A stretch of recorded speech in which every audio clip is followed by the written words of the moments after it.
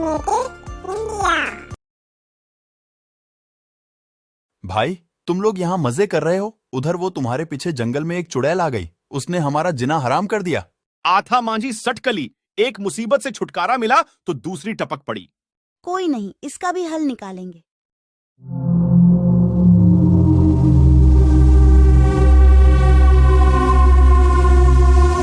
आधी रात को 12 बजे के बाद जब चांद अपनी पूरी चांदनी पर होता है, तब कोई भी प्राणी अपने घरों में से नहीं निकलता है, क्योंकि उस समय एक चुड़ैल निकलती है और अगर कोई प्राणी उसे अनपढ़ या गंवार नजर आ जाता है, उसी को उठाकर ले जाती है। अबे ए गेंडे, यहाँ सुन। अ से अनार और क से कबूतर सुनाओ। क्यों सुनाऊं? मैं अपने बाप को नहीं सुनाता, तुझे क्या खाक सुनाऊंगा? अच्छा, मुझे आंख दिखाता है। ठहरो ठहरो, मेरे माँ बाप मुझे पढ़ने नहीं भेजते थे, इसलिए मैं नहीं पढ़ा। खामोश, झूठ बोलता है। ऐसा कोई भी माँ बाप नहीं है जो अपने बच्चों को पढ़ने नहीं भेजता है। और चुड़ैल उसको अपने घर पर ले जाती है। आज तेरा चिकन तंदूरी बनेगा। पढ़ता खुद नहीं है और माँ बाप को कोसता है। अरे ओ टीना, और सुना, कैसी चल रही है तेरी पढ़ाई? पढ़ाई तो सब ठीक ही चल रही है। अरे टीना, हम लोगों को तुम्हारी सख्त आवश्यकता आ पड़ी है। बहुत समय पहले हमारे जंगल में एक चुड़ैल रहा करती थी। हमारे जो बाप दादा थे, तब उन्होंने उसको किसी नदी में धक्का दे दिया था, तो वह नदी में गिरकर कहीं दूर चली गई थी। अब पता नहीं वह कहाँ से आ गई है। अरे मोरी मैया बहन, इसका उपाय तो तुम्हारे कछुआ जी ही बता सकते, क्योंकि हम में सबसे जो ज्ञानी ध्यानी वो कछुआ जी ही हैं। इसके बाद वे कछुए के पास जाते हैं। देखो, समस्या तो गंभीर है, लेकिन उस चुड़ैल को मारा नहीं जा सकता, बस सुलाया जा सकता है। इसके लिए तुम्हें एक जादुई फूल की जरूरत पड़ेगी, जो पश्चिम की ओर घाटी के पास एक गुफा के अंदर ही उगता है।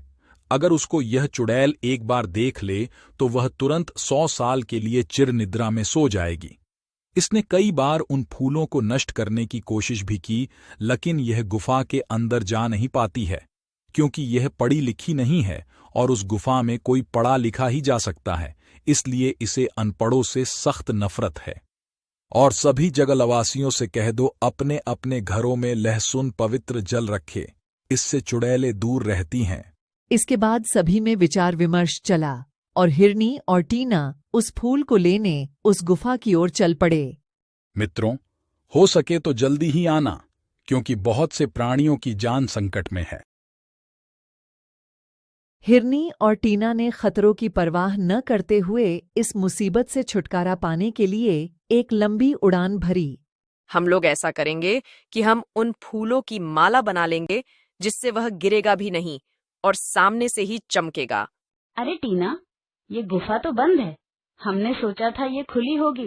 अरे इतना करामाती फूल है, इतनी आसानी से थोड़ी ही ना मिलेगा। टीना, तुमने एक बार गौर किया कि 5 + 4 = 6 लिखा है, जबकि 9 होता है।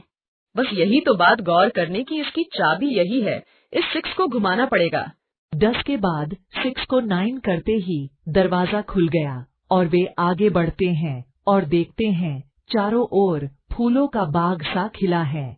उसके बाद वे जैसे ही फूल तोड़ने को होती है, तभी एक चमकदार आकृति प्रकट होती है।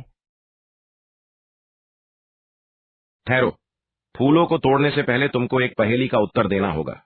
जी पूछिए। मेरे पास पंख हैं, लेकिन मैं उड़ नहीं सकती। मेरे पास आंखें हैं, लेकिन मैं देख नहीं सकती।